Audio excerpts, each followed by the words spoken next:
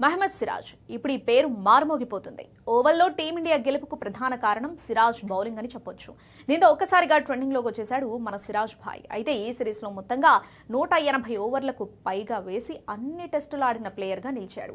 జట్టు కష్టాల్లో ఉన్నప్పుడు నేనున్నా అంటూ భరోసా ఇచ్చి వికెట్లు పడగొట్టేశాడు. ఇక చివరి టెస్టులో అయితే అసలు ఓటమి అంచుల నుండి టీమిండియాకు గెలుపునందించాడు.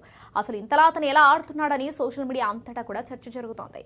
దీనిపై ఇప్పుడు అసలు నిజం బయటకొచ్చింది. అసలు సిరాజ్ ఫిట్నెస్ కు సీక్రెట్ ఇదే అని అతని సోదరుడు ఇస్మాయిల్ వెల్లడించాడు. ఇక ఇస్మాయిల్ మాట్లాడుతూ అతడు ఆయిల్ ఫుడ్ అలాగే జంక్ ఫుడ్ అస్సలు తినడు. ఫిట్నెస్ పై ఎక్కువగా దృష్టి సారిస్తాడు.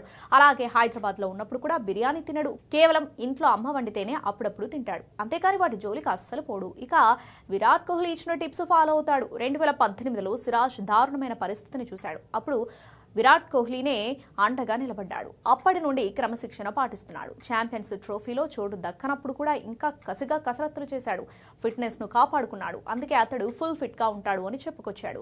కాగా మహమ్మద్ సిరాజ్ ఈ సిరీస్ లో ఎక్కువ ఓవర్లు వేసిన టీమిండియా బౌలర్ గా ఉన్నాడు. దాంతో పాటు గత బోర్డా గవాస్కర్ ట్రోఫీలో కూడా అత్యధిక ఓవర్లు వేశాడు. అయినా కానీ బీసీసీఐ అతడికి రెస్ట్ ఇవ్వట్లేదు. దీంతో తనకు వచ్చిన ప్రతి అవకాశాన్ని వినియోగించుకుంటున్నాడు మన సిరాజ్.